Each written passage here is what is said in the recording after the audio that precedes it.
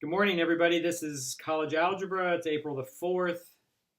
A couple of announcements to start off the day. Exam 2 grades are posted on your WebAssign gradebook. To get to those grades, remember you have to hit grades at the top of the screen, and then raw scores kind of at the bottom of the screen, and then exam in the middle of the screen. And then you'll get to see your exam scores. And so check that out. Definitely look for your grade. Email me if you want a graded copy of your exam. Like I just saw, I got an email from Anne Marie just a second ago. So email me if you want a graded copy of your exam. Do not send me a remind message. Do not send me a WebAssign message. Send me an email so that I will respond with a graded copy of your test. I'll be doing that during the day today. I'll hopefully have them all sent out today. If not today, then tomorrow. There's some technological things that have to happen and some files that have to be moved around and everything. But I should be sending them out today and finishing that up tomorrow. Let me point out also that your final exam replaces the lowest test grade. So if that's an issue for you, you still have, like if you have a low test grade, the final exam does replace the lowest test grade. Also remember that it counts 20% no matter what, but it also replaces the lowest test grade as well. The W day is tomorrow. I inadvertently said it was Friday. I thought, and on my calendar actually it says Friday. I thought that's when it was, but evidently it's April the 5th, which is tomorrow. So make sure that you pay attention to that. If you have a question about your grade or your average in class, I am the one to talk to about it. Send me a remind message, send me a WebAssign message, send me an email, and we can discuss your grade if you have a concern about your grade. WebAssign, you have one section due on April the 8th. That date will not be extended, so section 6.3 is due April the 8th. And then 6.4 and 6.5, the next two sections of logarithms are due on April the 15th, the next week after that. Exam 3, we're starting to think about Exam 3. The review will be posted next week for that exam, and the window for Exam 3 will open on April the 19th, which is 2 weeks from tomorrow. So we're rapidly coming up again on Exam 3. And then after that, the semester itself will rapidly draw to a close. Today, we will do a review of logarithms from last time. I want to go back through some of the highlights of what we did last time. And then we're going to concentrate after that on graphs and domains of logarithm functions. I also want to show you the answers to the exponential function homework. Remember, and I'm going to get started with that right away. Remember that exponential function homework was not on WebAssign at all. I gave you some problems in lecture, 3 pages of problems in lecture a couple of days ago to work on for exponential functions. I really want you to work on this, but these are the answers to that. I'm not going to go through each of these problems, but this is pretty detailed answers to these problems. So this page, here's the first page, the first 3 problems were some graphs and then some a compound interest problem, and then another compound interest problem and graphing transformations of e to the x. So that's the second page right there.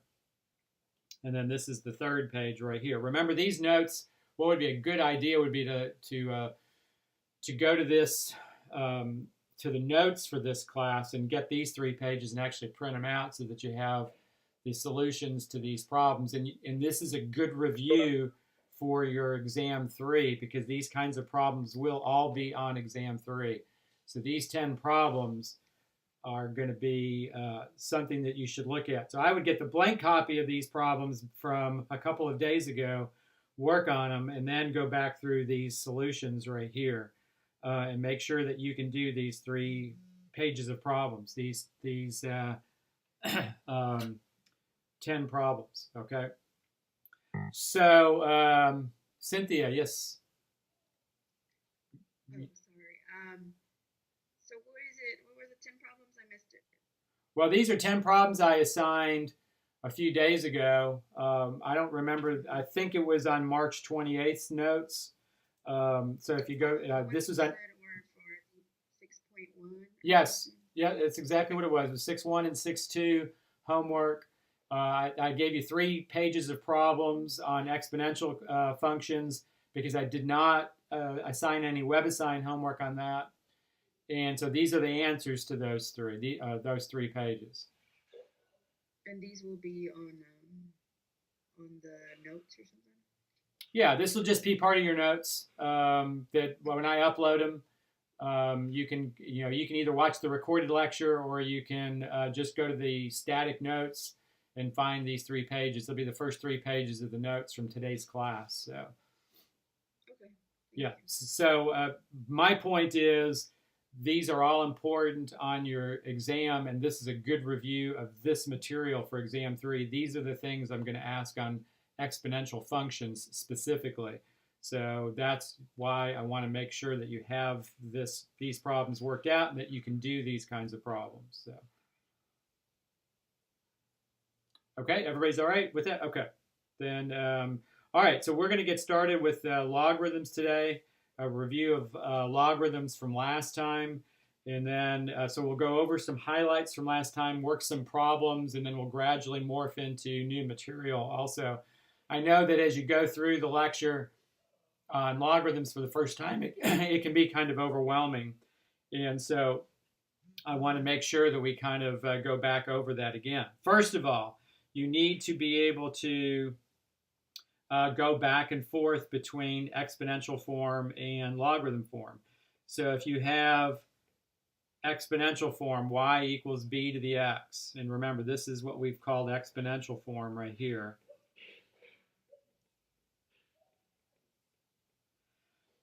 That the corresponding logarithm form is logarithm base b of y is equal to x. And this is the logarithm form right here. Let's make sure that you understand that the base on the exponential expression and the base on the logarithm are always identical, right? So if you're talking about a base b exponential function, you're talking about a base b logarithm as its equivalent form. All right, and remember that a logarithm is always equal to the exponent. So if you look at the exponent on the exponential expression, right, that's our x right there. That's the exponent.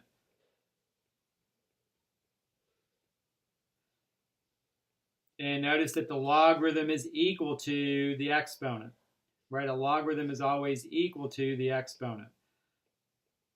Logarithms are just another way of writing exponents, basically. So a logarithm is always equal to the exponent. So it's important that you be able to go back and forth between exponential form and logarithm form. All right, so some examples of that before we do anything else. So if you have logarithm base 4 of q is equal to m. So that would be an expression that is in logarithm form. And we want to convert that to exponential form.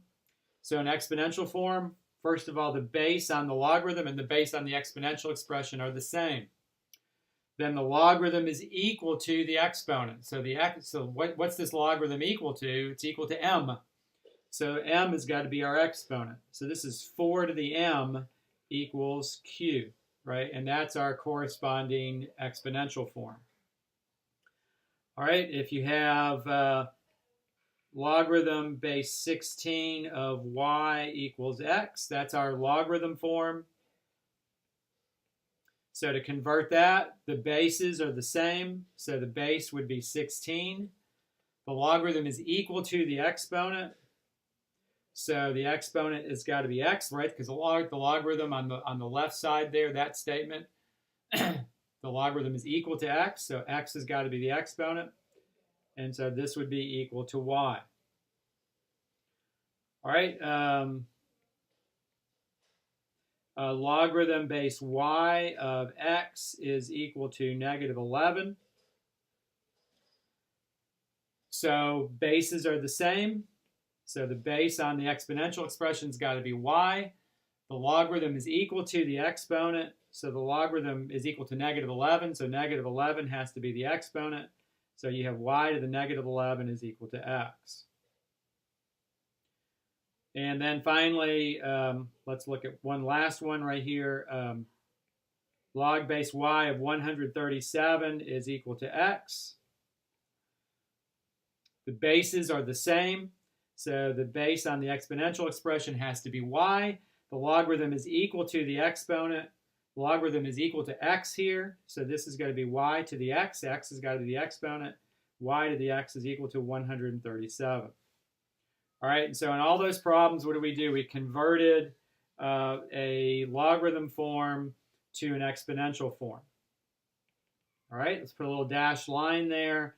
Now let's start with exponential form. So you have x to the negative 10/13 power equals y. So that's our exponential form, and we want to convert that to logarithm form. All right, so what do we have? We have log. The base on the exponential expression and the base on the logarithm are the same. So the base on the exponential expression is x. So the base on the logarithm has got to be x. And then the logarithm has got, you're taking the log of something equals, the logarithm must be equal to the exponent. The exponent on the exponential expression is negative 10/13. So this logarithm, the logarithm base x has to be equal to negative 10/13. So it's log base x of y right there. All right, let's see. Let's say we have 10 to the a equals b. That's our exponential expression. So this is log base 10. Now, we're going to abbreviate this in a minute, but this is log base 10. This is log base 10 of something equals, and the logarithm has got to be equal to the exponent. So the logarithm's got to be equal to a, because a was the exponent in the exponential expression. So this is log base 10 of b is equal to a. And then don't forget that we abbreviate that particular logarithm. Base 10 logarithms are always abbreviated as just log. There's no base written down. So I would really want you to write this as just log of b equals a. It wouldn't be wrong to write it as log base 10, but I would prefer that that's the way you wrote it, certainly. All right, so we've kind of practiced on this page going back and forth between exponential form and logarithm form. Now, this last problem brings into play the abbreviations that we talked about last time. So that's the next thing to talk about. Remember that log x right there is an abbreviation for logarithm base 10 of x. Like that. Right? Log of x is really an abbreviation for log base 10 of x. This is sometimes referred to as the common logarithm. And then ln of x is also a logarithm. Don't let the ln throw you off at all. That's simply notation. And that ln is a logarithm also.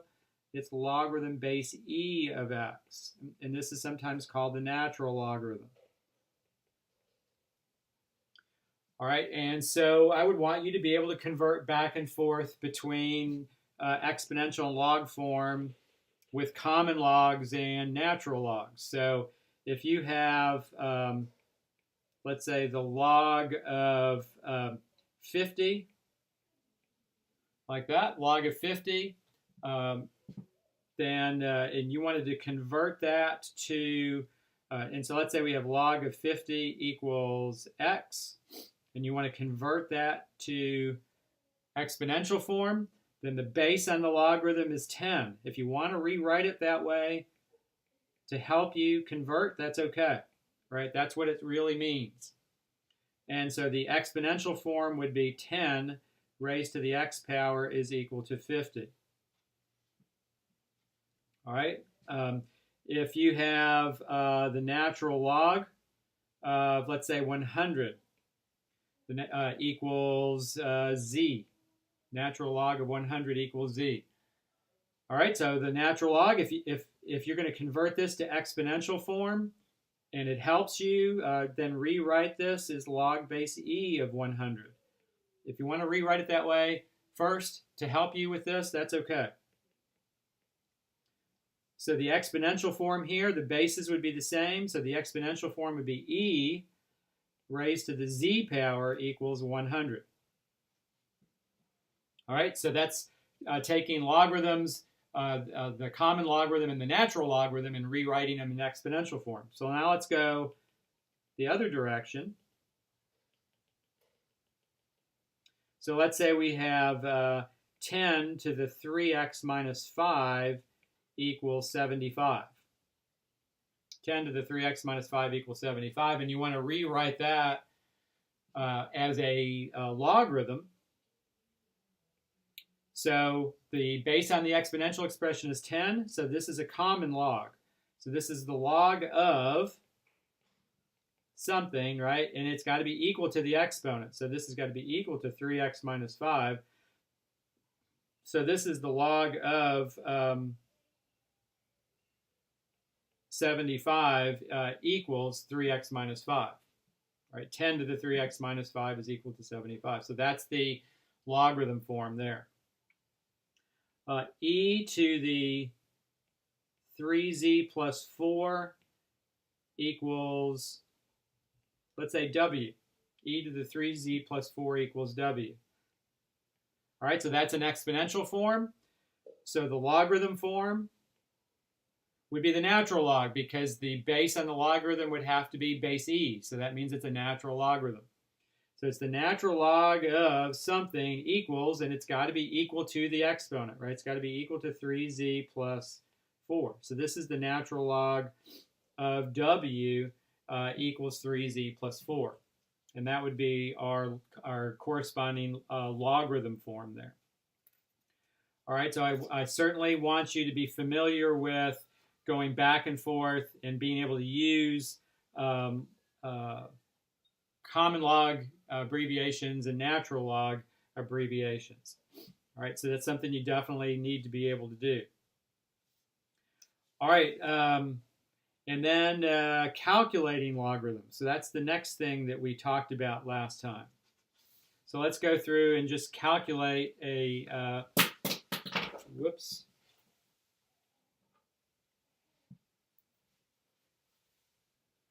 Dropped my pencil there, sorry. So let's go through and calculate logarithms. So calculating log values.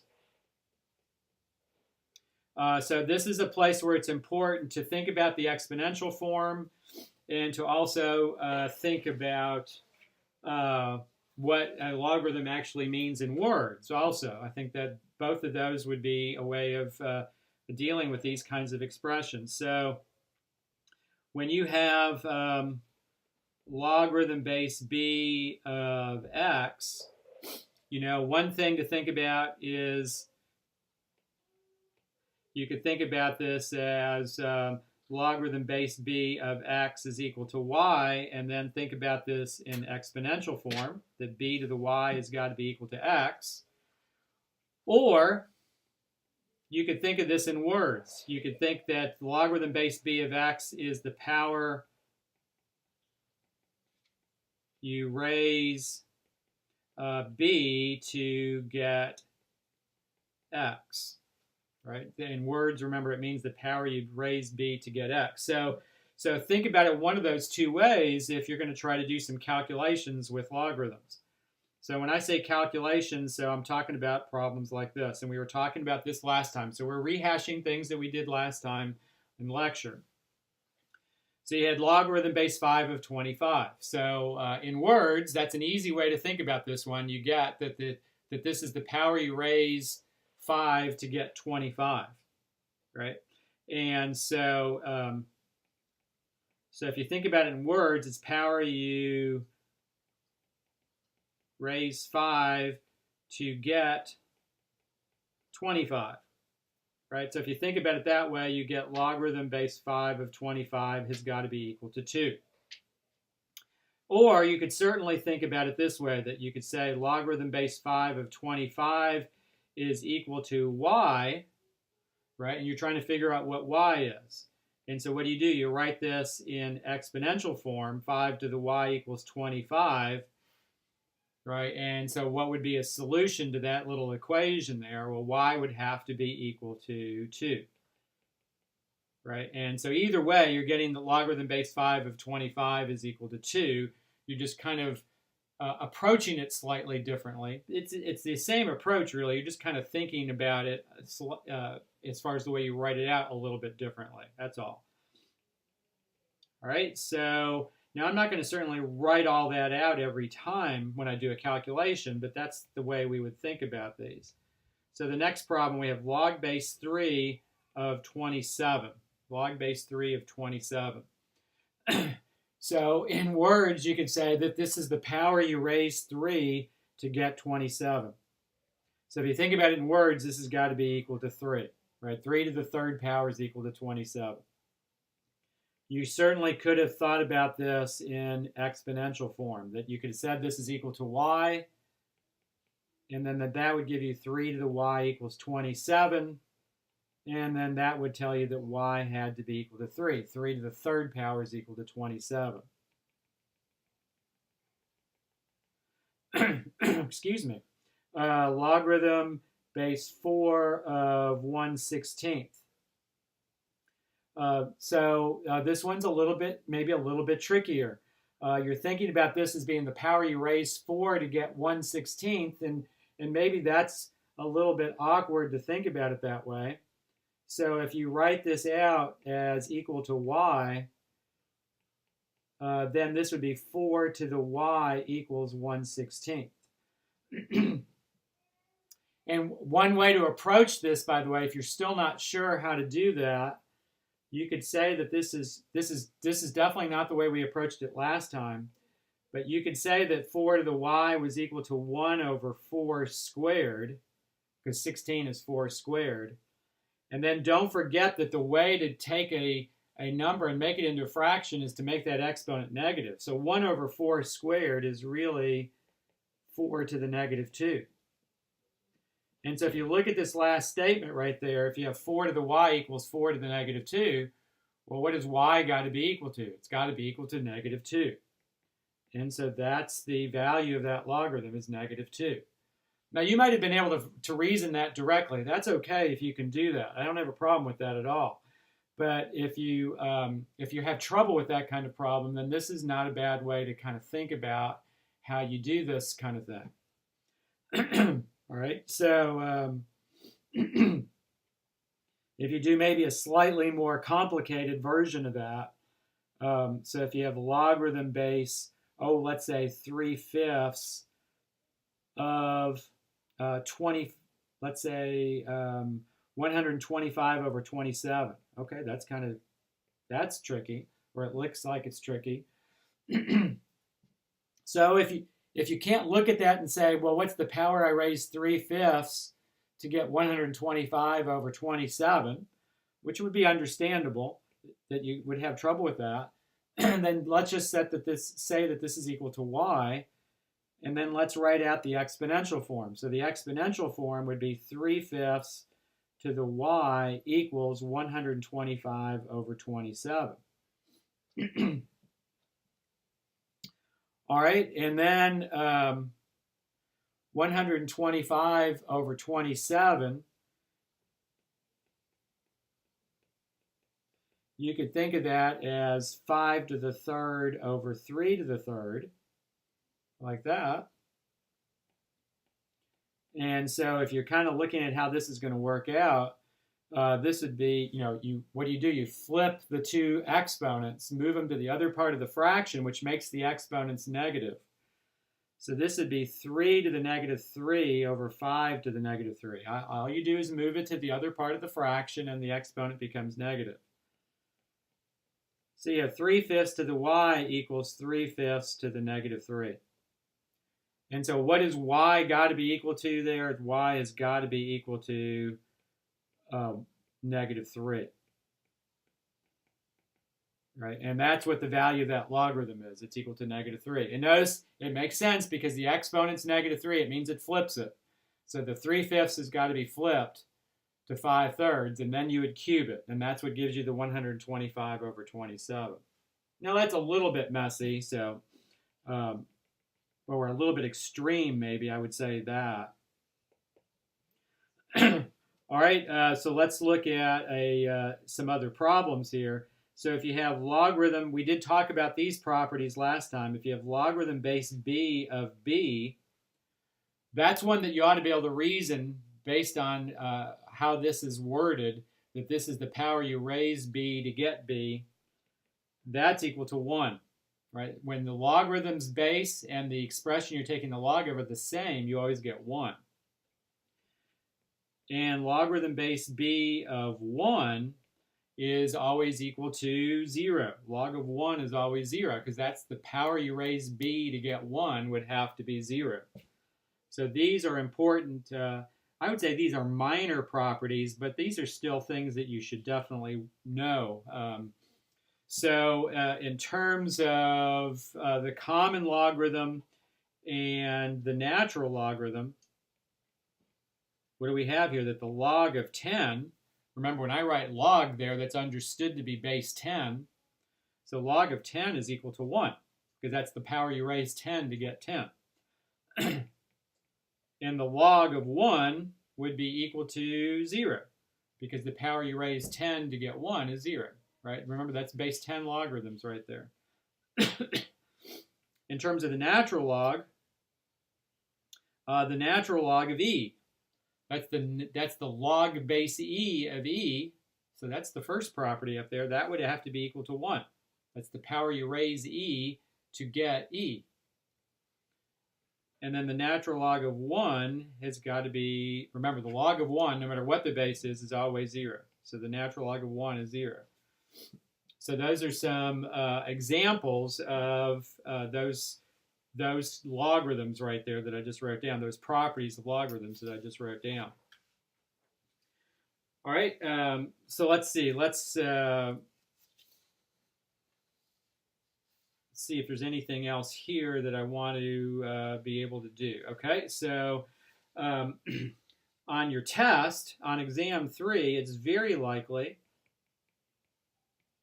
on exam 3 that I would ask you questions like this, kind of like fill in the blank here. I'd ask you what the value of e is, what the value of the natural log of e is equal to, and the value of the natural log of 1, what that's equal to. So on exam 3, I may just ask you those 3 things specifically on the test. And so e, remember, is approximately equal to 2.718. So I may ask you that. I may ask you, what's the decimal approximation for e? So it's about 2.718. Natural log of e, what I just wrote at the very top, right, or right above that right there, the natural log of e is equal to 1. I want you to know that the natural log of e is equal to 1. And the natural log of 1 is equal to 0. Right? I definitely want you to know that the natural log of e is equal to 1, and I want you to know that e itself has the value of approximately 2.718. All right, so I'm kind of breezing through this because everything I've done so far in lecture today, outside of a few minor little details, everything we did in lecture on Monday. So if you went through the lecture on Monday, what I'm trying to do is trying to clear things up and kind of solidify some things in your head before we go too far with logarithms. And so that's why I'm spending a lot of time talking about going back over stuff with logarithms. I'm always going to do this because I know that students frequently have trouble with logarithms at the beginning when they're introduced. All right, so the next kind of problem I want to look at is a problem where you've got a statement like this, like logarithm base 3 of x equals 2.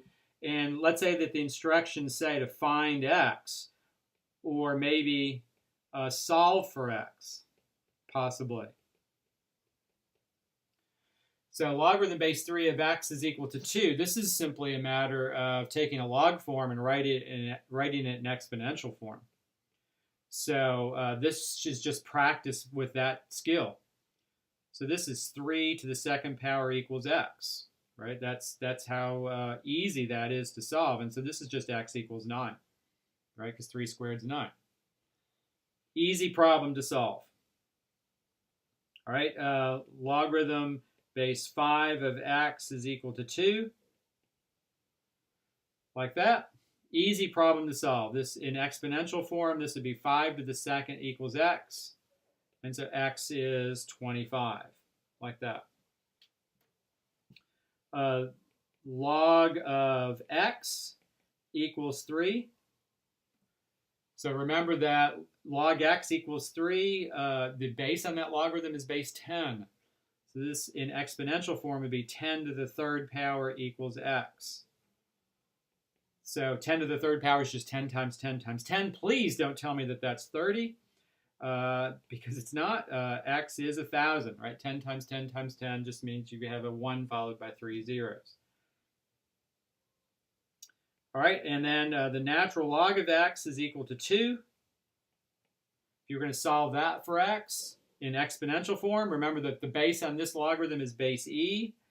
And so this would simply be e to the second power equals x. And then on a calculator, if you wanted to find the exact value, or that's the exact value right there. If you wanted to find a decimal approximation on a calculator, remember what you would do is you would hit the second key first, and then the ln key next, and then the exponent next, and then close the parenthesis that you start, and that's a right parenthesis. When you do that in this problem, you get x is approximately equal to 7.389, right? And that's e squared. All right, so we are doing good here. The next problem I want to look at here. Let's say we have something somewhat crazy like this. Let's say we have log of, and so first of all, notice that there's no base written. So as soon as you see that, you know and think in your head, this is base 10, right? This is a base 10 logarithm.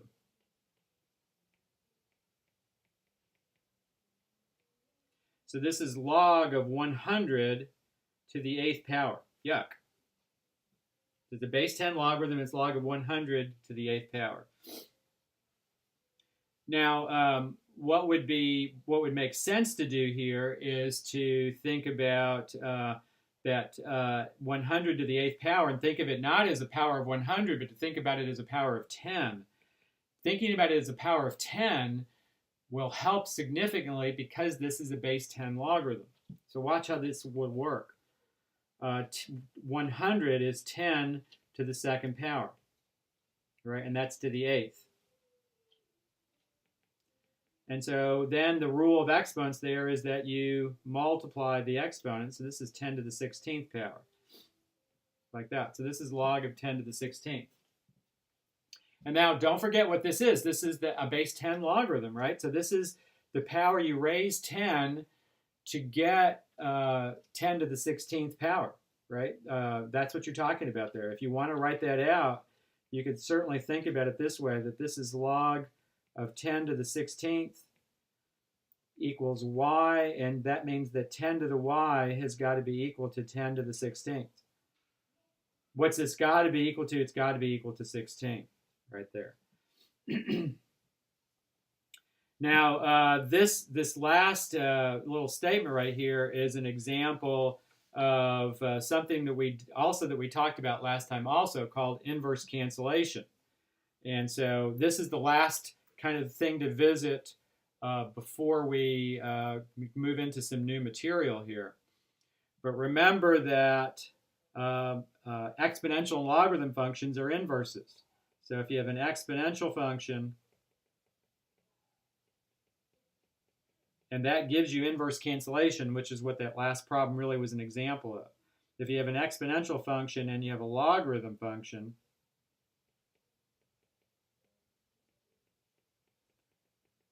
right, these are inverses. And the way that works, if you recall from last time, is that if you have f of x is equal to b to the x, That's our exponential function, that the inverse function is logarithm base b of x. Right? Logarithm base b of x and b to the x, those two functions are inverses of each other. And so that means you get what we call inverse cancellation. And remember, what inverse cancellation means is that if you apply functions that are inverses, they kind of cancel each other out. Right? So for exponential functions, what that means is if you take b and raise it to a power that's a logarithm, and the base on the logarithm is the same on the exponential expression, well, those are inverse functions, right? The base on the exponential expression is b, the base on the logarithm is b. And so what happens? They cancel each other out, and you're just left with x. And that could actually be written in the reverse order also, if you have logarithm base b of b to the x. So that's a base b logarithm, and the exponential expression has a base of b. And you're applying both of those to x. And so what happens? They cancel each other out, and you're left with x. And so inverse cancellation is definitely a good property for you to know. So if you have, let's put this in a different color since these are some examples here. So if you have, let's say, 10 to the log of 4 power.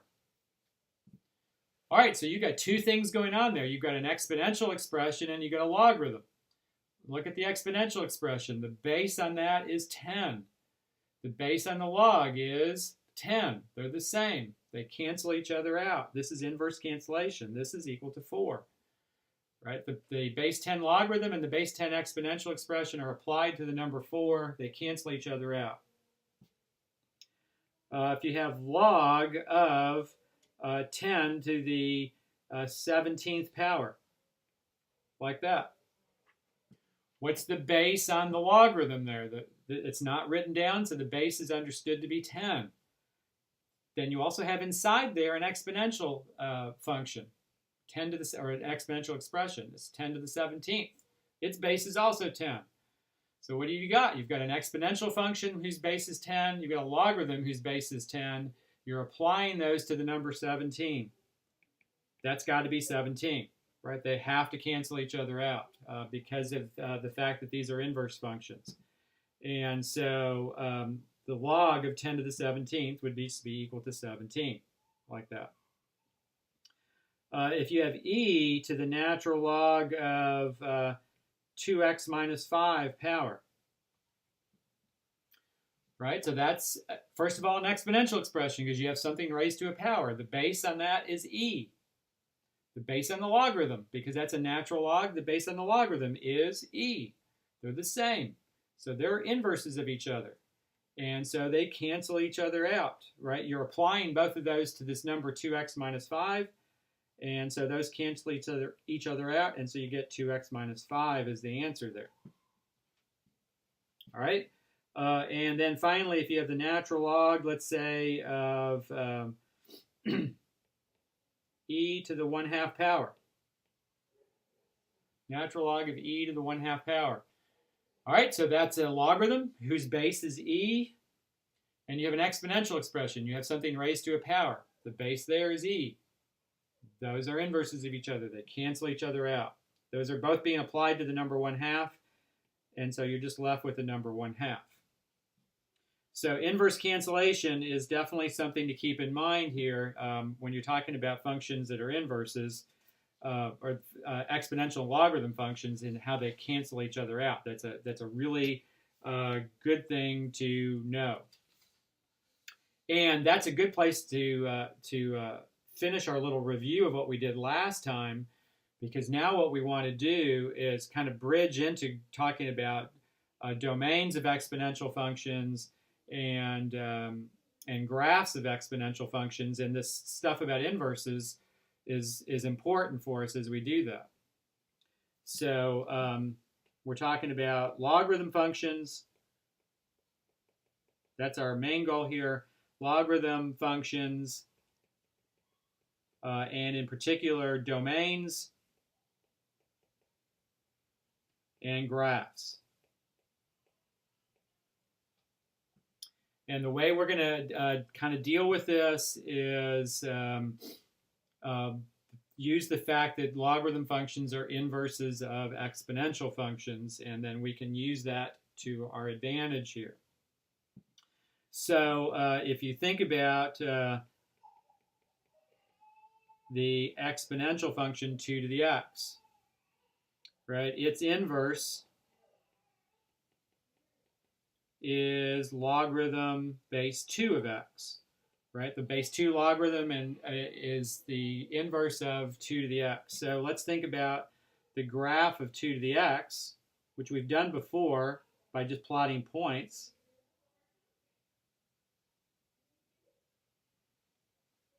Here, and what do you get here? You get that just by plotting points, you get that the graph goes through 0, 1. Remember, this is a growth curve, that when x is 1, you get 2. When x is 2, you get 4. Negative 1 gives you 1/2, right? And so we get this graph for our exponential function, right? And so it goes through the point 0, 1. It goes through 1, 2. It goes through 2, 4. It goes through negative 1, 1/2, like that, right? And you get this growth curve. What do you know about the domain for this function? The domain is all reals, right? It's defined for all x values, but the range, there's a horizontal asymptote on the x-axis, or in other words, at y equals 0, and so the range is from 0 to infinity. All right, so if we look at the corresponding inverse function right alongside of it, right here, first of all, remember that inverses interchange x and y values, so they interchange domains and ranges. Excuse me. So the domain for this function is the range from its inverse function. So the domain is from 0 to infinity, and the range is all real numbers.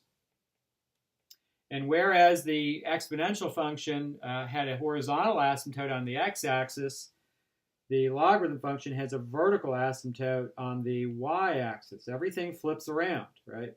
That's what you got to keep in mind here. And then you can take those points and you can actually interchange them. So instead of 0, 1, you have 1, 0. Instead of 1, 2, you have 2, 1. Instead of 2, 4, you have 4, 2. And instead of negative 1, 1/2, you have 1/2, negative 1. And so you get, here is the graph of the logarithm function, like that. That's a typical graph of a logarithm function. And notice that the domain here, remember the domain is a set of x values, is 0 to infinity. The implication there is that the x's have to be positive, that you have to take logarithms, you can only take logarithms of positive numbers. And so that helps us as far as looking at the domains for these kinds of functions. So not a bad idea to put those two graphs on the same coordinate system. So if you put those on the same coordinate system, remember that inverses are supposed to have graphs that are symmetric with respect to the line y equals x. Right, so there's our exponential graph, 2 to the x. And so log base 2 of x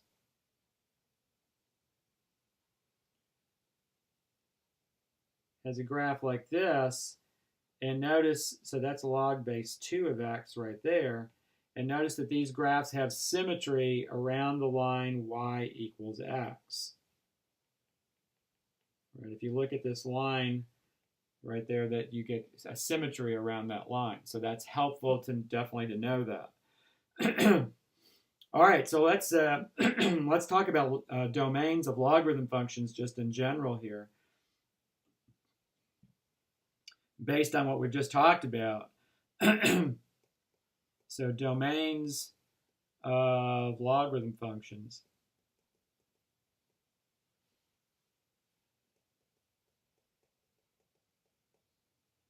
All right, so if you have f of x equals just log, and it doesn't matter what the base is, base b of x, like that, right? The domain is that x value has to be positive. The domain is x has got to be greater than 0. In other words, from 0 to infinity. So you can only take logarithms of negative numbers, or positive numbers, I'm sorry. You can't take the log of a negative number or 0. So if you have, so let's look at a logarithm like this, log base 3. It doesn't matter what base you're talking about, of x plus 2, then what would have to be true about the domain here? You can only take logs of positive numbers. What am I taking the log of in this function? I'm taking the log of x plus 2. And so the domain here can be gotten by just taking x plus 2 and setting it greater than 0. And you get that x has to be greater than negative 2. Right? What that implies about the graph here is that this particular function has a vertical asymptote, right? If you flip back the screen here, notice that logarithm graph has a vertical asymptote on the x-axis right here. I'm sorry, on the y-axis, right? It has a vertical asymptote on the y-axis. And so this vertical asymptote has been shifted over here to negative 2. And then what happens is you get a graph that lies to this side of that vertical asymptote, like that. All right, f of x equals log of 2x minus 5. Now, so again, it doesn't matter what the base is on the logarithm, right? It doesn't make any difference what the base is on the logarithm. It's just that you can only take logs of positive numbers. And so what's the domain got to be here? The domain has to be all x values where 2x minus 5 is greater than 0. You just take that expression that you're taking the log of, and you just set it greater than 0. And so you get 2x greater than 5, or x greater than 5 halves. And so that would be the domain for this particular function. And I didn't write the first one in interval notation. This should have been negative 2 to infinity right here for the domain. So in this one, it would be 5 halves to infinity. And this one has, this particular logarithm graph has a vertical asymptote at 5 halves, 2.5. So here's my vertical asymptote right here. And then that graph lies to one side of that vertical asymptote, right? So you have a logarithm graph that kind of looks like that. The domain is the more important thing here. The specifics of the shape we can talk about at another time, where we could plot some points to get a little bit better idea there. All right. So the next example, let's look at f of x equals natural log of x. Natural log of, hold on real quick, natural log of 3 minus x. That's what I wanted to do. All right, so this is a logarithm also. Remember, don't worry about the fact that it's a base e logarithm. That doesn't matter. All the basic properties still extend over. So the domain here, you simply take the expression you're taking the log of and set it greater than 0. 3 minus x has got to be greater than 0. Now be careful here. When you subtract 3, you get negative x is greater than negative 3. So when you multiply both sides by negative 1, you have to flip that order symbol, and you get x less than 3 on this domain. So this domain is kind of backwards from the first two in that it's less than 3. So this is negative infinity to 3. And what that implies about the graph here on this one is that this graph is a reflection of the other graphs, because it's got to be on the left side of the vertical asymptote. So here's the vertical asymptotes at x equals 3. But notice this one was everything less than 3. And so this logarithm, comes in like that. It's on that side of that vertical asymptote. All right. So a little bit about finding domains of logarithms. I definitely will, on the next exam, I'll give you a logarithm function and I'll ask you to find the domain. It should be an easy question because you just have to take the expression that you're taking the log of and set it greater than 0 and solve for x, and that will give you the domain because you can only take logs of positive numbers. All right, so finally we're going to finish by looking at graphs of e to the x and natural log of x, and a little bit with function transformations. And then that's going to kind of be where we're going to finish the day at. All right, so graphs of f of x equals e to the x and f of x equals f inverse of x equals natural log of x. Remember, e to the x and ln x are inverses of each other. Now this is not going to look much different than what we just did at all. It's just that they go through slightly different points. So e to the x, remember, goes through 0, 1, because e to the 0 is 1, but it goes through 1e, right? When x is 1, y is e. And remember, e is about 2.7. So notice that point that I just put there is just a little bit less than 3. It's at about 2.7. And so you get a growth curve that kind of looks like this, right? And there's our graph of e to the x. So the natural log of x is simply the reflection of that graph. So it goes through 1, 0. And it goes through, instead of 1e, it goes through e1. Right? And so there's the natural log of x right there. Right? And so it goes through 1, 0, and it goes through e1.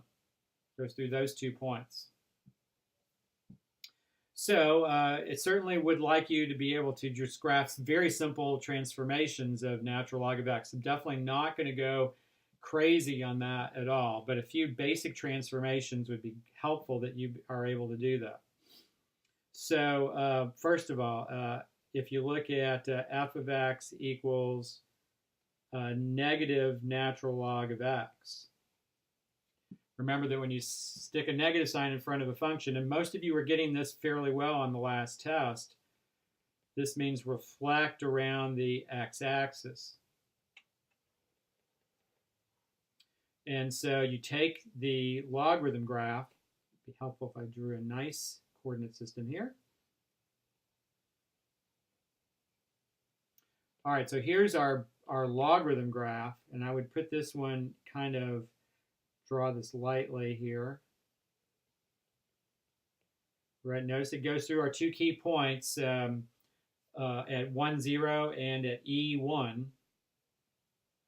And so you take those points and we're going to reflect around the x-axis.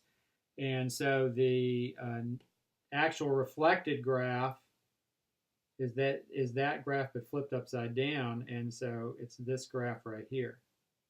So the graph in green is ln x, and then the graph in the purplish pink kind of color here is negative ln x right here, like that.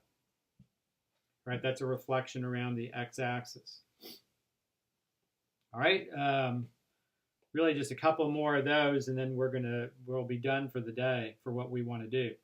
So if you've, next problem, if you have f of x equals the natural log of negative x.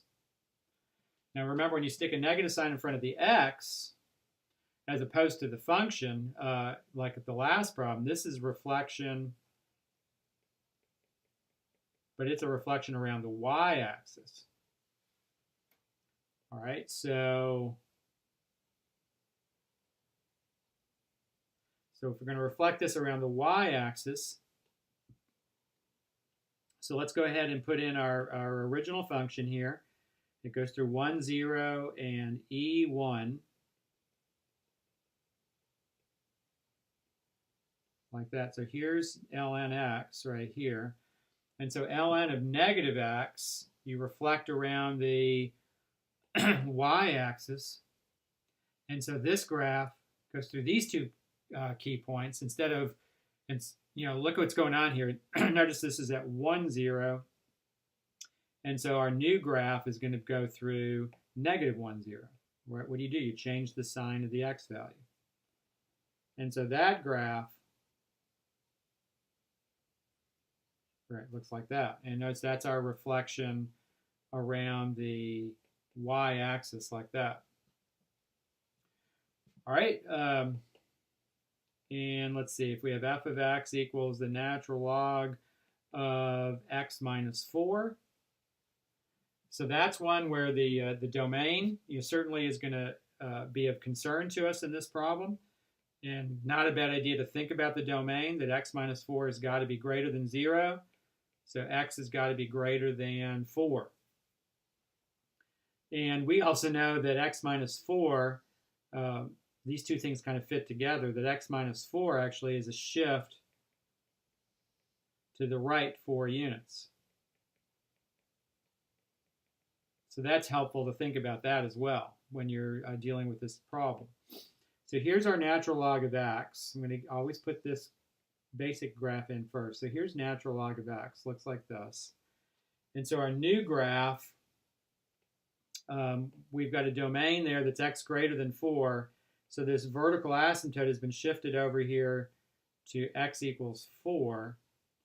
And our new graph is simply to the right of that vertical asymptote.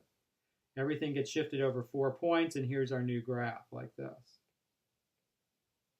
Right, so this is the natural log of x right here, and this is the natural log of x minus 4 right here. So I'd want you to be able to do just basic shifts like this.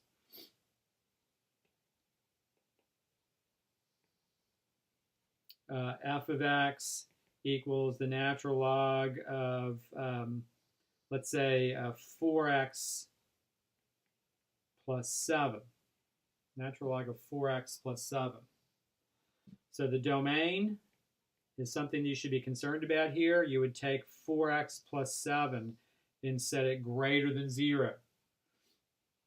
And then solve for x.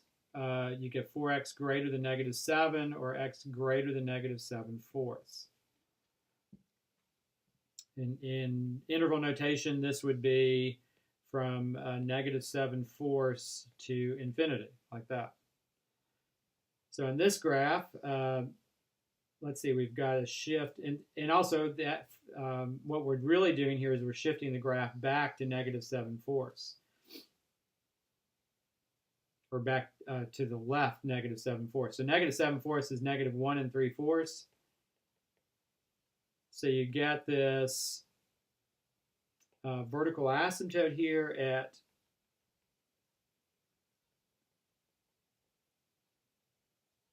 negative 7/4, like that. Right, and then this particular graph, if you were going to, you're taking our basic graph and you're shifting it back to that asymptote right there. Let's see. So here's our basic graph. Right, there's natural log of x. And we're moving that back. And, this point here at 1, 0 is just 1 unit to the right of its vertical asymptote. So it shifts back to just 1 unit to the right of the vertical asymptote again. And so you're getting a graph that looks like this one right here. Right, and so that's the natural log of 4x plus 7, like that.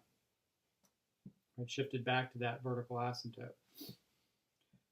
All right, let's see. So that's graphing like that. The last problem I want to look at,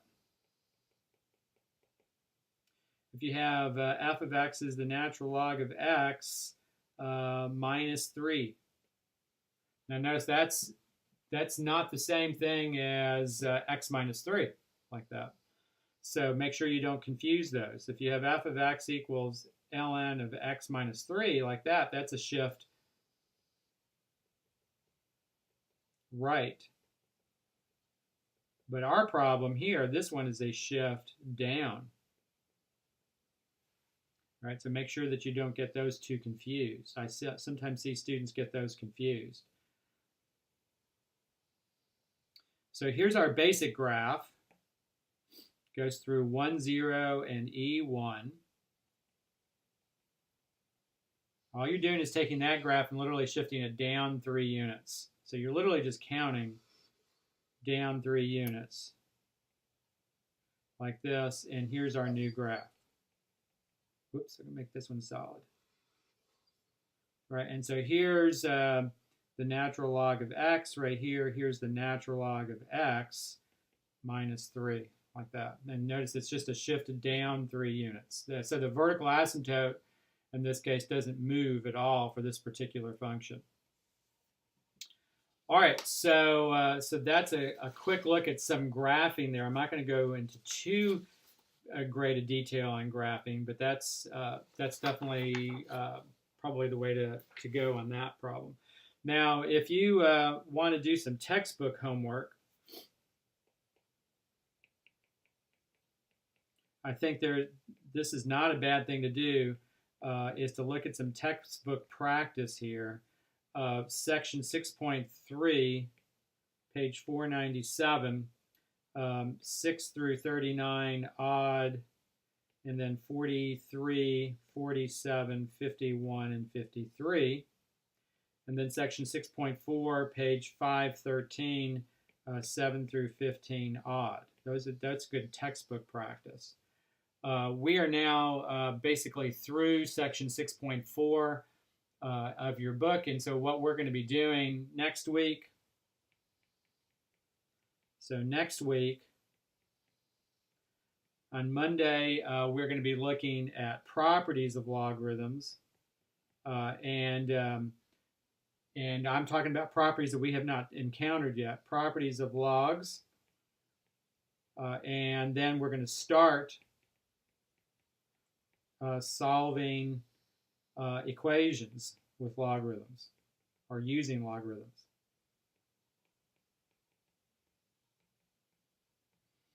And then on Wednesday, we are going to continue to look at equations. And we're going to be looking at solving equations. And then we'll finish that up the following week, but we're going to also be looking at some applications. So next week is all going to be about properties of logarithms and equations for the most part. All right, so anybody have any questions who's here with me today? We kind of breezed through a lot of problems today. Anybody have any questions? I'm good. I'll have questions whenever you do your online